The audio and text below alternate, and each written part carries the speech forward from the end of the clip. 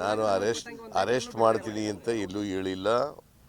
ಈಗ ಅರೆಸ್ಟ್ ಮಾಡಬೇಕಾದಂಥ ಸನ್ನಿವೇಶ ಬಂದರೆ ಅರೆಸ್ಟ್ ಮಾಡ್ತೀವಿ, ಯಾವುದೇ ಮುಲಾಜಿರೋದಿಲ್ಲ. ಆದರೆ ಅಂಥ ಸನ್ನಿವೇಶ ಏನಿಲ್ಲ. ಈಗ ಕುಮಾರಸ್ವಾಮಿ ಭಯ ಪಟ್ಕೊಬಿಟ್ಟಿದ್ದಾರೆ ಪಾಪ.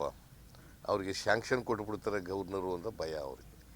ಯಾಕಂದರೆ ಶ್ಯಾಂಕ್ಷನ್ ನಾವು ಕೇಳಿಲ್ಲ ಅಥವಾ ಖಾಸಗಿಯವ್ರು ಯಾರು ಕೇಳಿಲ್ಲ. ಶ್ಯಾಂಕ್ಷನ್ ಕೇಳಿರೋರು ಯಾರು? ಲೋಕಾಯುಕ್ತದ SIT ಅವರು ಕೇಳಿರ್ತಕ್ಕಂಥದ್ದು. ಅವರು ತನಿಖೆ ಮಾಡಿ ಎವಿಡೆನ್ಸ್ ಕಲೆಕ್ಟ್ ಮಾಡಿ ಆಮೇಲೆ ಕೇಳಿದ್ದಾರೆ.